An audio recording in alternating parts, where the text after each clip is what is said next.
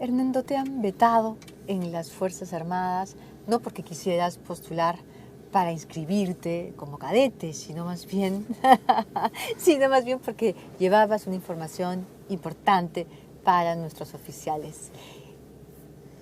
Vamos a a especular un poco sobre quiénes han tenido esta iniciativa, pero creo que lo más interesante es que nos digas y le digas al país qué era lo que les ibas a decir a los oficiales reunidos en 3 tipos de escuelas, una de ellas el CAE. Por supuesto, encantado, Chichi. Mira, en primer lugar, no creo que es una cuestión de los militares, porque los militares fueron los que nos invitaron. Bueno. ¿No? Y yo tengo relaciones muy cordiales con los militares y en los años 80 hemos luchado hombro a hombro contra la violencia. Entonces, y soy una pocas personas, creo que ha reclamado en público, aquí y en el extranjero, que me sorprende de que una de las guerras mejor ganadas del Perú, las pocas que ha ganado, fueron durante los 80 y 90 y que yo no veo el reconocimiento para eso. Ni en el Museo de la Memoria ni en ningún otro lugar. Siempre me ha parecido eso indigno de nosotros o del Estado peruano. Eso es una cosa. Entonces, yo lo que entiendo es que fue una decisión, por lo menos lo que se me ha contado, de más arriba. Que quedamos ahí. Lo que les iba a contar era lo que habíamos conversado, era en primer lugar la parte, si tú quieres, más discreta de nuestra accionar durante los años 80 y 90, donde posicionamos en el Perú para que pueda también involucrar a la población civil junto contra la militar para acabar con la guerra lo antes posible. Y que no se confundan nuestros ronderos con paramilitares, como ocurría en el caso de Colombia, que eran más bien los defensores de los grandes hacendados, mal vistos por la opinión pública internacional. Más bien que estos eran más parecidos a los Minutemen americanos, que eran pequeños propietarios que defendían su prosperidad, y que me parecía importante que el Perú reconozca también el papel que habían tenido los ronderos. Y el hecho de que, a diferencia hasta nuestro país vecino, Colombia, que sigue en guerra con la FARC, el Perú, mal que bien, como país, las arregló y en poco tiempo. Las guerras son horribles, no hay manera de decir que fue una bella guerra, pero fue una guerra que tuvo características más exitosas de los otros países. Y luego de eso, seguir para explicar que lo que se aprendió durante ese tiempo, que era escuchar al pueblo, por un lado, saber de él mismo dónde estaban los problemas que lo aquejan, que fue lo que permitió hacer una política económica a lo largo de los 90 y después que estaba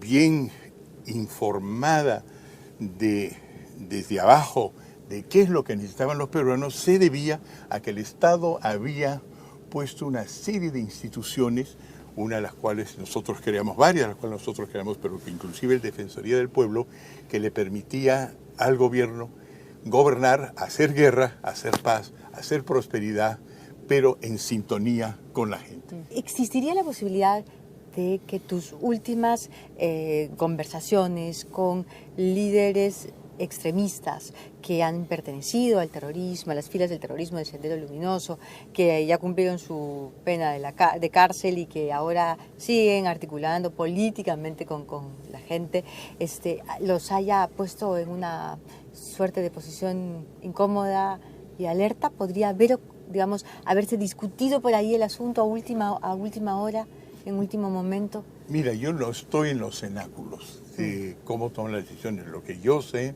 es que nosotros estamos en conversaciones, digamos, informales, amistosas, con algunas de las cabezas más lúcidas de las Fuerzas Armadas hace mucho tiempo. Yo te podría decir que es una constante, porque son amigos. Cuando uno sufre en conjunto se crean pues amistades, se crean lazos. Y yo no he visto eso. Es decir, yo no he visto nada. Al contrario, un interés. Al contrario, un interés. O por lo menos una posición de observación, ¿no? Observación, lo que debería hacer el resto de la sociedad, observar algo que claro. O en algunos lugares a lo que han dicho es cuídate, una persona que sea un subversivo siempre será subversivo, lo que tú quieres, pero no que pensaran mal, entre otras cosas, porque yo no soy un representante del Estado peruano. Yo, al igual que una periodista como tú, soy un investigador. Entonces yo tengo que saber qué pasa para entender las cosas y poder formular a la gente que nos los pide las respuestas que son necesarias. Entonces yo no he visto eso. Y además hemos visto en detalle cómo iban a ser las distintas intervenciones. Una parte también viene porque habíamos preguntado, por si acaso, ya que nos parecía interesante que se recibió por las Fuerzas Armadas, si era posible que venga la prensa. Y acuérdate que claro, te invité, por supuesto. ¿no? Porque dijeron, sí, invite nomás, no había ningún problema. Y también me pensaba bien que era para el servicio diplomático, porque nosotros íbamos a hablar muy bien de las Fuerzas Armadas. En el sentido, hay varios países del mundo en los cuales las guerras siguen y siguen, desde Chechnya hasta China, Claro. hasta otros lugares en Asia y en África. Y en el Perú, Se vuelve endémicas, militarmente, fue decidido. Claro. Ideológicamente, obviamente no, pero Pero militarmente sí. sí ocurrió. Entonces, no hubo problema hasta que parece que hubo una observación, venía de arriba, ¿y qué hace la prensa ahí?